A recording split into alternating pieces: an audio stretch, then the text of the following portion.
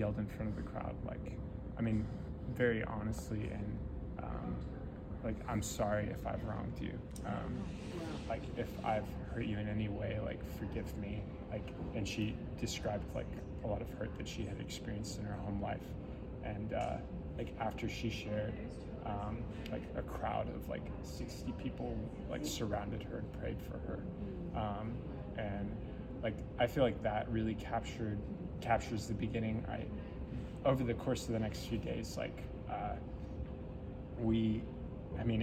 it was some of the most incredible, particularly like worship. Like so much of the like revival outpouring, I think, flowed out of authentic worship. What was really interesting about it, what I took note of, I'm really interested in like technology and the church and the digital age.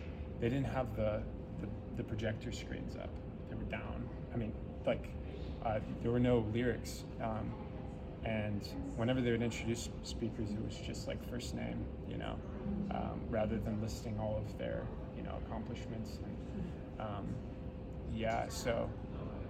but it's interesting because it's like, it's really hard to describe to people, like, whenever they ask, like, so like, what's it like, and I wrote something down that I thought, like, whenever God draws near, like, words can't, like, describe, like, words fall short because he's too great.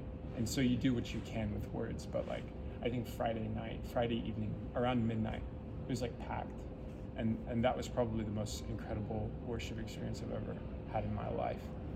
Like somebody invited me to go to the front to like pray for somebody, and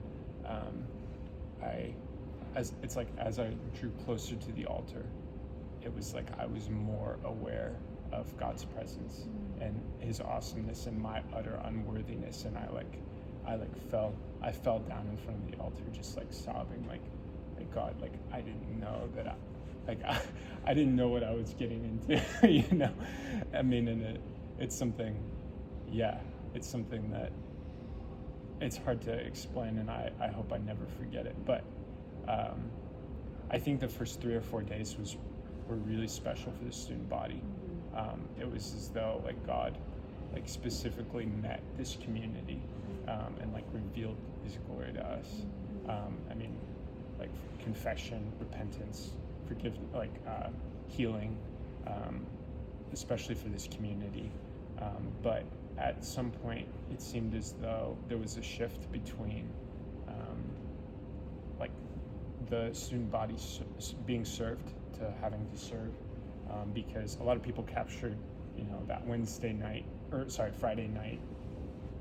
Like people see, the thing about authentic worship is that it's contagious, and it's like, when you see other believers worshiping in spirit and in truth, you can't help but to do the same.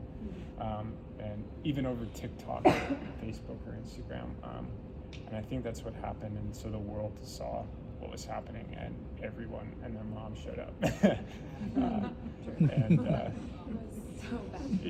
It was they had to like close Wilmore for a while or like prevent traffic from coming in because there wasn't enough room for like parking and stuff.